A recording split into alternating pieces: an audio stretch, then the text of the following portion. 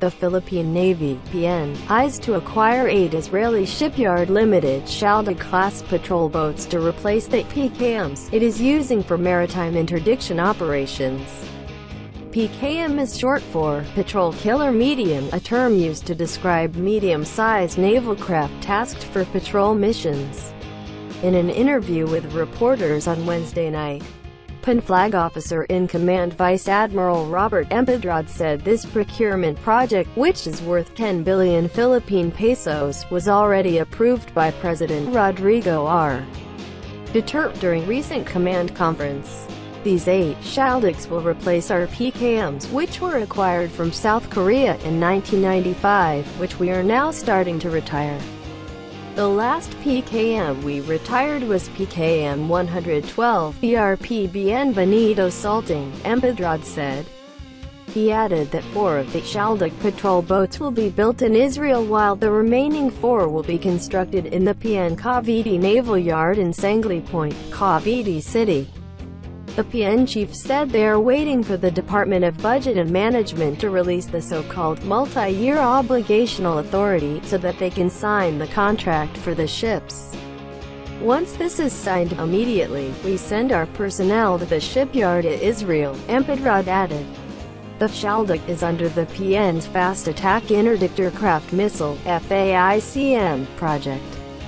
Under this program, 4 of the ships will be armed with non-line-of-sight (NLOS) missiles with pinpoint accuracy in a range of 25 kilometers.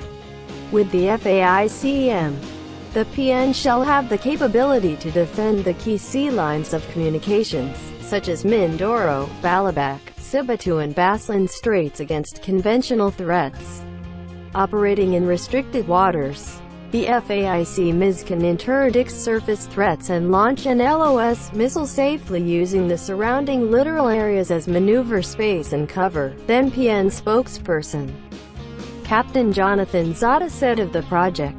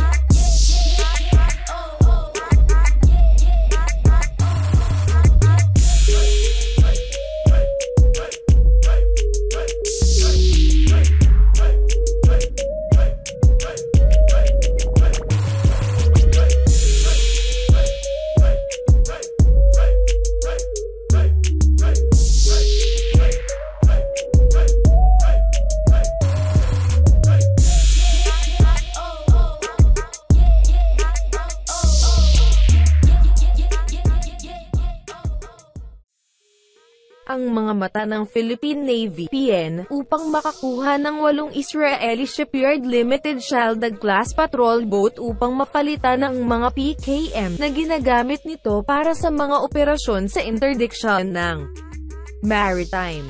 Ang PKM ay maikli para sa Patrol Killer Medium, isang term na ginamit upang ilarawan ang medium-sized naval na sasakyang nakatalaga para sa mga patrol mission. Sa isang pakikipanayam sa mga mamamahayag kaniadtong Miyerkules ng gabi, sinabi ng PN Flag Officer in Command na si Vice Admiral Robert Empedrad na ang procurement project na ito, na nagkakahalaga ng 10 Philippine pesos bilyon, ay naaprubahan na ni Pangulong Rodrigo R. Duterte sa isang kamakailan lamang na kumperensya ng command. Ang 8 Shaldags na ito ay papalit sa aming mga PKM na nakuha mula sa Timog Korea noong 1995 na nagsisimula na kaming magretiro. Ang huling PKM na kami ay nagretiro ay ang PKM 112 BRP Bienvenido Salting, sinabi ni Empedrad.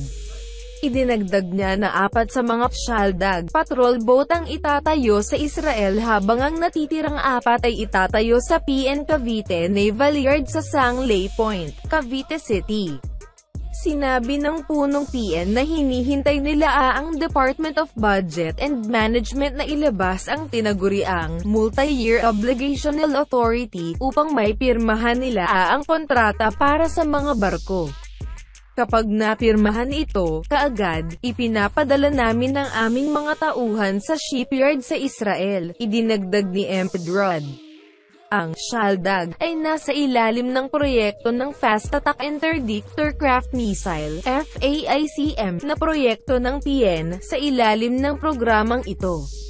4 sa mga barko ang armado ng mga hindi miss-of-sight (NLOS) na mga missile na may katumpakan ng pinpoint at isang saklaw na 25 kilometro, gamit ang FAICM.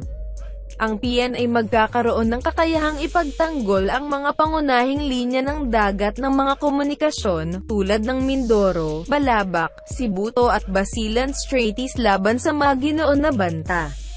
Ang pagpapatakbo sa mga pinigilan na tubig.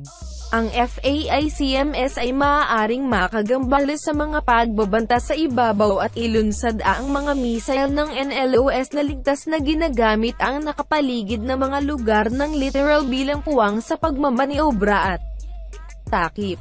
Pagkatapos ng tagapagsalita ng PN, sinabi ni Kapitan Jonathan Zate tungkol sa proyekto.